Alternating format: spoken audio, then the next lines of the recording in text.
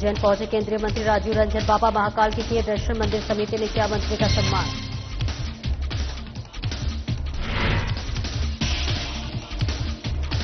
धार्मिक सभा के दौरान उमंग सिंघार का मोदी सरकार पर हमला। महंगाई बेरोजगारी का लगाया आरोप। कहा 11 सालों में मोदी सरकार ने किए सिर्फ झूठे वादे।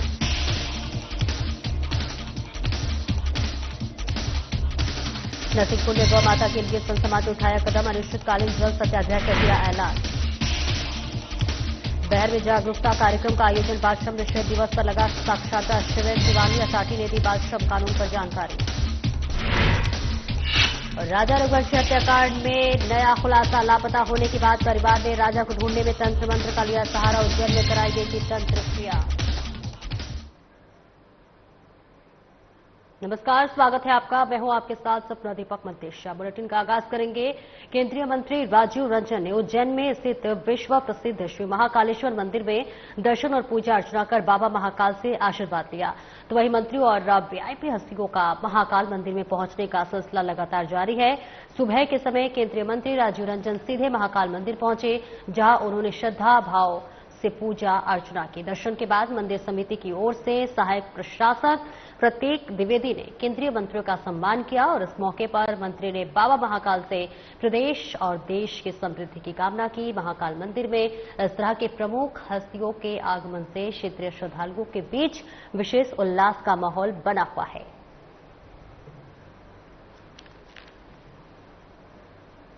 और देखिए तस्वीरें आपको दिखा रहे हैं जहां पर उज्जैन पहुंचे केंद्रीय मंत्री राजीव रंजन और इसी के साथ साथ बाबा महाकाल के दर्शन किए। मंदिर समिति ने मंत्री का स्वागत और सम्मान भी किया। तस्वीरें आपको दिखा रहे हैं उज्जैन से, जहां केंद्रीय मंत्री राजीव रंजन ने उज्जैन में स्थित विश्व प्रसिद्ध श्री महाकालेश्वर मंदिर में दर्शन और पूजा अर्चना कर बाबा महाकाल से आशीर्वाद लिया। मंत्रियों और वीआईपी हस्तियों का महाकाल मंदिर में पहुंचने का सिलसिला लगातार जारी है और सुबह के समय केंद्रीय मंत्री राजीव रंजन सीधे महाकाल मंदिर पहुंचे, जहां उन्होंने श्रद्धा भाव से पूजा अर्चना की। दर्शन के बाद मंदिर समिति की ओर से सहायक प्रशासक प्रतीक द्विवेदी ने केंद्रीय मंत्री का सम्मान किया और इस अवसर पर मंत्री ने बाबा महाकाल से प्रदेश और देश की समृद्धि की कामना की। और वहीं महाकाल मंदिर में इस तरह के प्रमुख हस्तियों के आगमन से क्षेत्रीय श्रद्धालुओं के बीच विशेष उल्लास का माहौल बना हुआ है। सीधी तस्वीरें आपको उज्जैन से दिखा रहे हैं, जहां केंद्रीय मंत्री राजीव रंजन पहुंचे हुए हैं महाकाल के दर्शन करने के लिए, जहां मंत्री समिति ने मंत्री का भव्य स्वागत और सम्मान किया। उज्जैन से ये तस्वीरें आपको दिखा रहे हैं।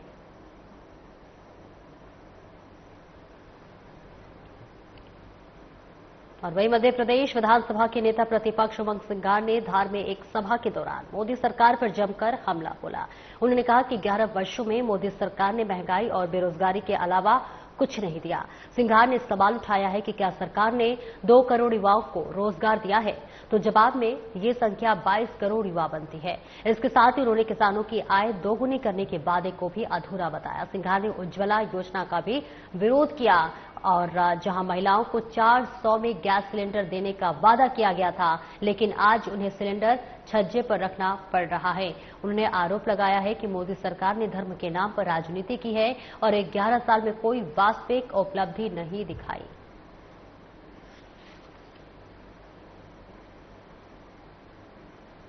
और देखिए मध्य प्रदेश विधानसभा के नेता प्रतिपक्ष उमंग सिंघार ने धार में एक सभा के दौरान मोदी सरकार पर जमकर तीखा हमला किया है, प्रहार किया है। तमाम बातों का जिक्र करते हुए उन्होंने उज्ज्वला योजना को विफल बताया और इसके अलावा भी कई मुद्दों को लेकर राज्य सरकार को घेरते हुए नजर आए, जहां उन्होंने कहा कि 11 वर्षों में मोदी सरकार ने महंगाई बेरोजगारी के अलावा कुछ भी नहीं दिया है।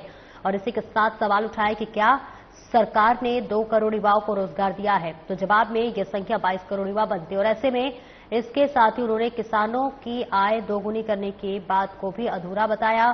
सिंघार ने उज्ज्वला योजना का भी विरोध किया। कहा कि जहां महिलाएं 400 में गैस सिलेंडर देने का उन्हें वादा किया गया था, लेकिन आज उन्होंने अपने सिलेंडर को छज्जे पर डाल दिया है। और इसके अलावा उन्होंने आरोप लगाया कि मोदी सरकार ने धर्म के नाम पर राजनीति की है और 11 साल में कोई वास्तविक उपलब्धता नहीं दिखाई है। तो एक तरफ बीजेपी के द्वारा लगातार 11 साल के कार्यों को गिनाया जा रहा है, तो वही विपक्ष लगातार हमलावर है। 11 साल भाजपा को हो गए। 11 साल में क्या मोदी जी बताया कि 2 करोड़ युवाओं को नौकरी मिली, तो 2 करोड़ के हिसाब से जोड़े तो 22 करोड़ हो जाते हैं। 11 साल के अंदर क्या किसानों को आय दुगनी की बात करी थी? क्या देश के किसानों की आय दुगनी हुई? 11 साल के अंदर कई कंपनियां, छोटे लघु उद्योग, मध्यम, वो बंद हो गए देश के अंदर। क्यों आपने बहुराष्ट्रीय कंपनियों को आपने बढ़ावा दिया? 11 साल के अंदर महंगाई बढ़ गई। आसपास के देशों में डीजल पेट्रोल सस्ता है, लेकिन हिंदुस्तान के अंदर महंगा क्यों? मोदी जी, आपने महंगाई को लेकर क्या किया? 11 साल के अंदर मैं समझता हूं कि भारतीय जनता पार्टी हर मोर्चे में फैल रही। चाहे उज्ज्वला योजना 400 रुपये टंकी की बात करी थी, चुनाव हो गए, 1100 रुपये टंकी मिल रही है। आज बहनों ने टंकी छज्जे पे रख दी है। मैं समझता हूं 11 साल इनके उपलब्धियों के नहीं है। 11 साल इन्होंने सिर्फ धर्म के नाम पर राजनीति करी है, दिलों में बंटवारे किए हैं। 11 साल में ना युवा को अधिकार मिला है नौकरी का, ना उद्योगों को उद्योग मिला है, ना किसानों की आय दुगनी हुई। और प्रदेश में गौ संरक्षण को लेकर लगातार आवाज उठ रही है। गौ माता की दुर्दशा से हर कोई वाकिफ है और अब इस मुद्दे को लेकर संत समाज आगे आया है। आपको बता दें कि शिष्य मंडल के राष्ट्रीय अध्यक्ष डॉक्टर आशुतोष महंत के नेतृत्व में आज कलेक्ट्रेट में गौ संरक्षण की मांग को लेकर जिला कलेक्टर को ज्ञापन सौंपा है। इस दौरान संतों ने अनिश्चितकालीन जल सत्याग्रह का ऐलान किया और ब्रह्मांड घाट में इसकी जानकारी शासन प्रशासन को दी। डॉक्टर आशुतोष महंत ने बताया कि पहले भी इस संबंध में प्रशासन को पत्र लिखे जा चुके हैं, लेकिन कोई भी ठोस कदम नहीं उठाए गए हैं। इसलिए संतों ने प्रदेश सरकार को गौ संरक्षण और दायित्व सौंपने का प्रस्ताव दिया है और इसी के साथ सेवाभाव से गौ माता का संरक्षण और संवर्धन किया जा सके।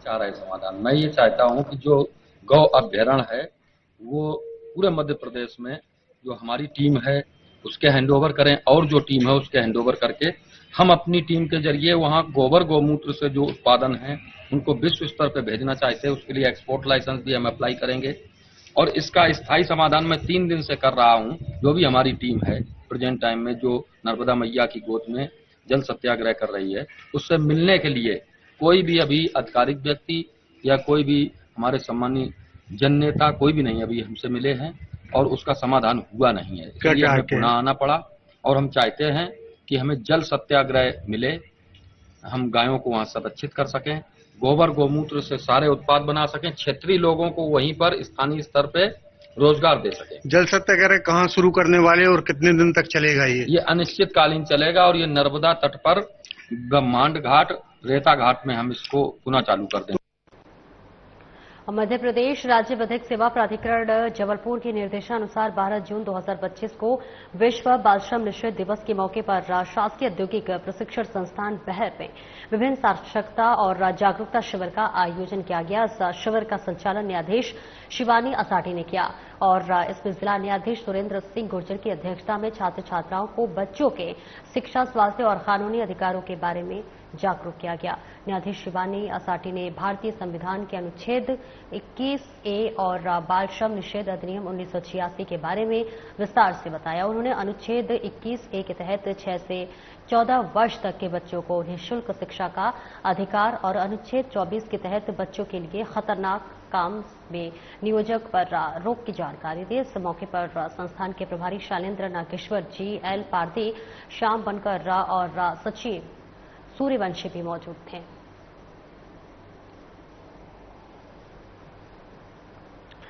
और देखिए तस्वीरें आपको दिखा रहे हैं मध्य प्रदेश राज्य विधिक सेवा प्राधिकरण जबलपुर के निर्देशानुसार 12 जून 2025 को विश्व बाल श्रम निषेध दिवस के रूप में शासकीय औद्योगिक प्रशिक्षण संस्थान बहर में विधिक साक्षरता और जागरूकता शिविर का आयोजन किया गया। इस शिविर का संचालन न्यायाधीश शिवानी असाठी ने किया और इसमें जिला न्यायाधीश सुरेंद्र सिंह गुर्जर की अध्यक्षता में छात्र छात्राओं को बच्चों की शिक्षा, स्वास्थ्य और कानूनी अधिकारों के बारे में जागरूक किया गया। इस बीच न्यायाधीश शिवानी असाठी ने भारतीय संविधान के अनुच्छेद 21A और बाल श्रम निषेध अधिनियम 1986 के बारे में विस्तार से बताया। उन्होंने अनुच्छेद 21A के तहत 6 से 14 वर्ष तक के बच्चों को निःशुल्क शिक्षा का अधिकार और अनुच्छेद 24 के तहत बच्चों के लिए खतरनाक काम में नियोजन पर रोक की जानकारी दी। इस अवसर पर संस्थान के प्रभारी शैलेंद्र नागेश्वर, जीएल पारधी, श्याम बनकर और सचिन सूर्यवंशी भी मौजूद रहे।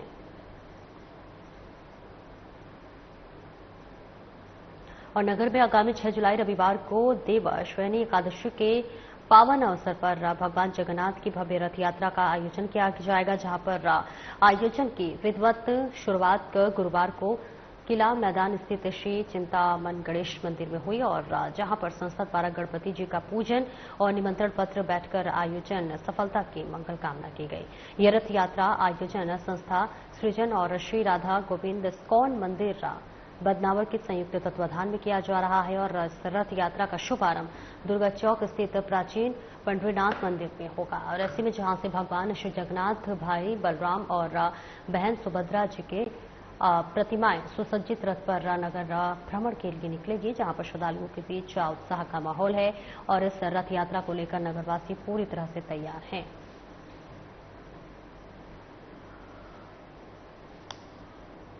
जी की रथ यात्रा दिनांक 6 जुलाई रविवार को संस्था सृजन द्वारा एक भव्य रूप से निकाली जाएगी।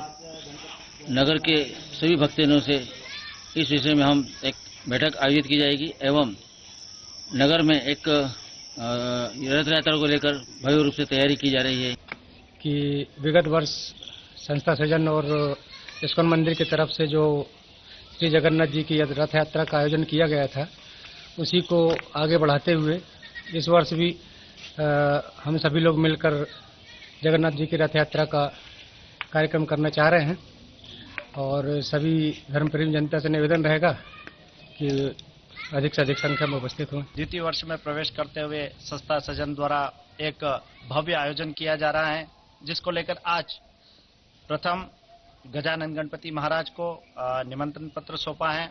साथ ही नगर की स्वयंसेवी संगठन एवं जितने भी धार्मिक संगठन हैं उनको साथ में लेकर नगर में इस आयोजन को भव्यता प्रदान करने के लिए कार्य किया जाए। और राजा रघुवंशी और उनकी पत्नी सोनम की 23 मई से लापता होने के बाद परिवार ने हर संभव प्रयास किए थे। उन्होंने तंत्र मंत्र से लेकर अनुष्ठान भी करवाए ताकि उनका पता लगाया जा सके और वहीं चिंतामण रोड स्थित स्थानीय अखाड़ा परिषद के अध्यक्ष महंत डॉक्टर रामेश्वर दास ने बताया है कि लापता होने के बाद राजा के परिवार से एक युवक अभिषेक राजा और सोनम का फोटो और कपड़े लेकर आश्रम आया। इसके बाद तंत्र अनुष्ठान शुरू किया गया, जिसमें कि राजा के कपड़े और मंत्र लिखी पर्ची गोबर की लपेट कर गा दी गई थी और ऐसे में आपको बता दें चले कि महंत ने कहा कि 5 दिनों के भीतर परिवार को खबर मिलने का दावा किया था और 2 जून को राजा की लाश मिल गई। अब सोनम भी आ गई है और उनके कपड़े और फोटो शिप्रा में प्रभावित कर दिए गए हैं। और देखिए तस्वीरें आपको दिखा रहे हैं जहां पर राजा रघुवंशी और उनकी पत्नी सोनम की 23 मई से लापता होने के बाद परिवार ने हर संभव प्रयास किया था और बताया ये भी जा रहा है कि उनके द्वारा तंत्र मंत्र को लेकर अनुष्ठान भी किया गया था ताकि उनकी खोज की जा सके। और ऐसे में चिंतामण रोड स्थित स्थानीय अखाड़ा परिषद के अध्यक्ष महंत डॉक्टर रामेश्वर दास ने बताया था कि लापता होने के बाद राजा के परिवार से एक युवक अभिषेक राजा और सोनम का फोटो और कपड़े लेकर जो है आश्रम आया था। उसके बाद तंत्र अनुष्ठान शुरू किया गया, जिसमें राजा के कपड़े और मंत्र लिखी पर्ची गोबर में लपेटकर गा दी गई थी और महंत ने कहा कि 5-6 दिनों के भीतर परिवार को खबर मिलने का दावा किया था और 2 जून को राजा की लाश मिल गई। और ऐसे में अब सोनम भी आ गई है और उनके कपड़े और फोटो को शिप्रा नदी में प्रवाहित किया गया है। उज्जैन से ये तस्वीरें आपको दिखा रहे हैं।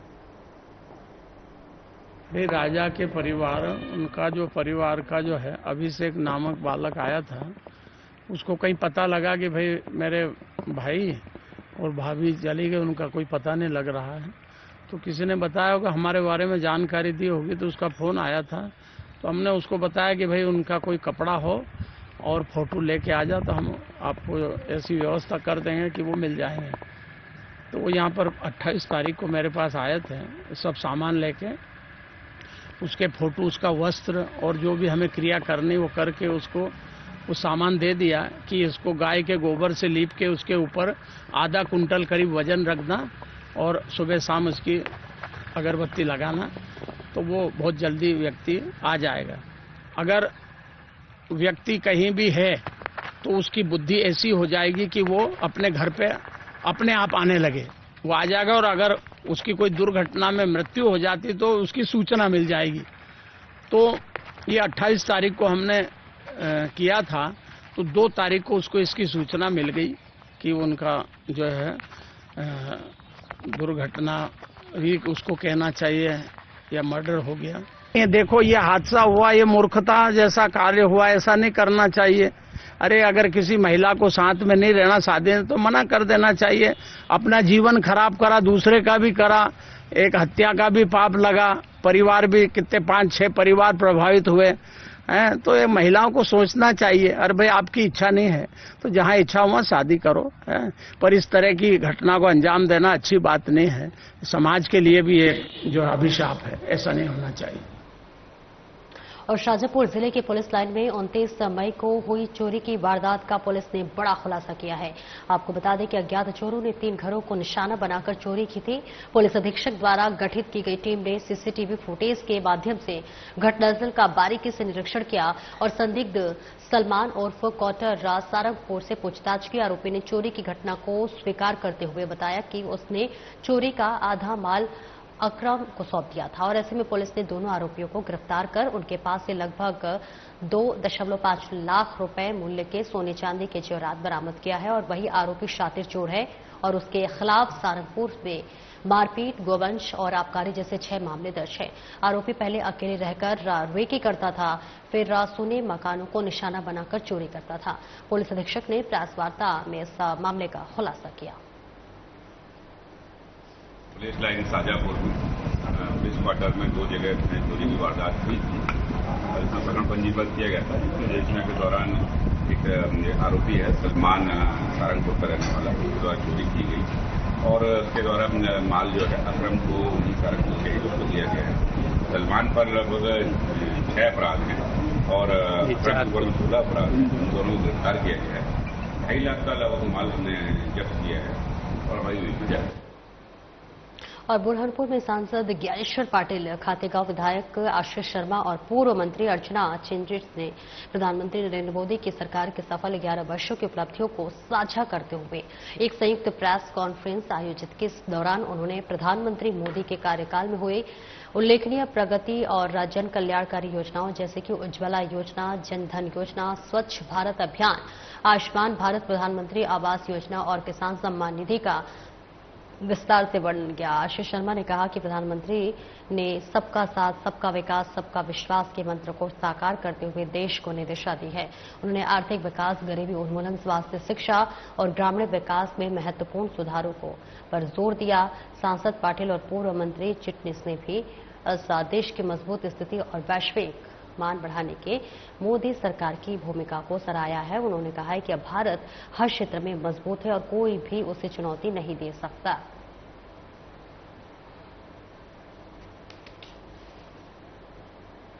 हम सब के लिए ये न केवल गौरव का विषय है, अभिमान का विषय है, पर अपने आप में इसको बनाए रखने के लिए अपनी अपनी भूमिका निभाने का संकल्प का दिन कि 14 साल में देश ने इतनी लंबी यात्रा करी है कि जहां हम सबसे एक प्रकार से डिफेंस के उपकरणों के बायर थे, आज हम उसके एक्सपोर्टर हो गए।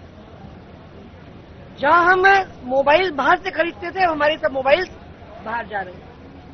जहां भारत का फॉरेस्ट कवर रिड्यूस हो रहा था, वहां प्रगति भी हो रही है। प्रतिदिन 36 किलोमीटर सड़क भी बन रही है और भारत का फॉरेस्ट कवर 25% से अधिक जो 2021 के बाद से अब तक के हमारे फॉरेस्ट कवर में बढ़ोतरी हुई।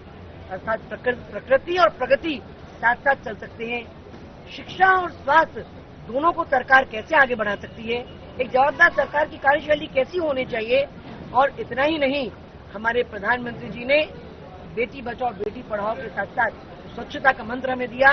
वो आप देखिए देश में उसके साथ में एक कल्चरल चेंज आया है, लोगों के माइंडसेट में चेंज हुआ है। निश्चित रूप से माननीय प्रधानमंत्री मोदी जी के नेतृत्व में 11 वर्षों के अंदर हमारे देश में विकास की गंगा जो बह रही है, उसी के साथ साथ हमारे संसदीय क्षेत्र में भी हर क्षेत्र में विकास निरंतर आगे बढ़ रहा है। और आने वाले समय में भी हमारा प्रयास रहेगा कि हर किसान खेत को पानी, मजदूर को पर्याप्त मात्रा में मजदूरी और जो अधूरे कार्य है उन सारे अधूरे कार्यों को पूरा करें।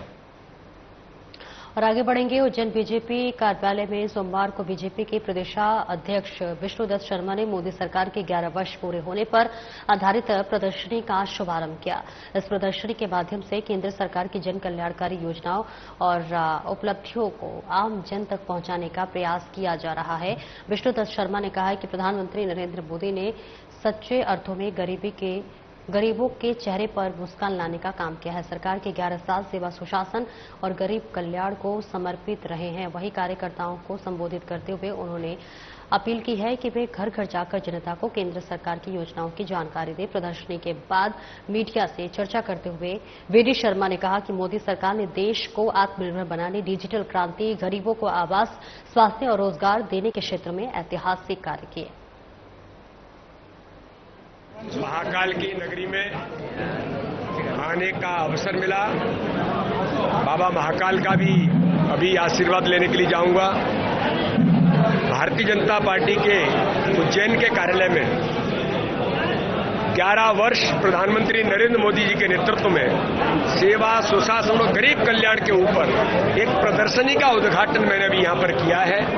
और इस प्रदर्शनी के माध्यम से प्रधानमंत्री नरेंद्र मोदी जी ने किस प्रकार से देश के विकास को गति दी है, किस प्रकार से गरीबों के जीवन को बदला है, हर गरीब के जीवन में खुशी लाने का काम प्रधानमंत्री नरेंद्र मोदी के गरीब कल्याण की योजनाओं का जो इम्पैक्ट है कि आज देश के अंदर 27 करोड़ लोग गरीबी रेखा से ऊपर आए हैं। आज किस प्रकार से बदलाव हर आदमी के जीवन के अंदर आ रहा है, इंफ्रास्ट्रक्चर देश के अंदर जो खड़ा हुआ है, इन सारी बातों का उल्लेख इस प्रदर्शनी के माध्यम से प्रकटीकरण हो रहा है। भारतीय जनता पार्टी 9 तारीख से हमारा अभियान शुरू हुआ है। सेवा, सुशासन और गरीब कल्याण का हर बूथ पर, हर गांव में चौपाल भी लगेगी, शहरों में वार्ड के अंदर चौपालें लगेंगी।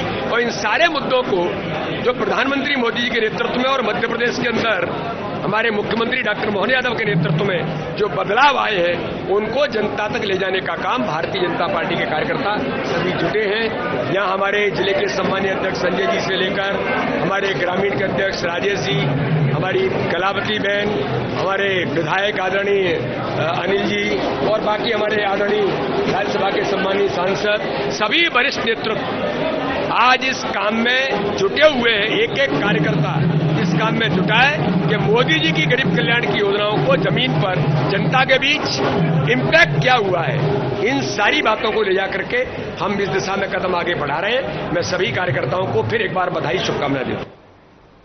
और भारतीय जनता पार्टी के प्रदेश अध्यक्ष वीडी शर्मा ने बुधवार को इंदौर में कांग्रेस और राहुल गांधी पर जमकर निशाना साधा।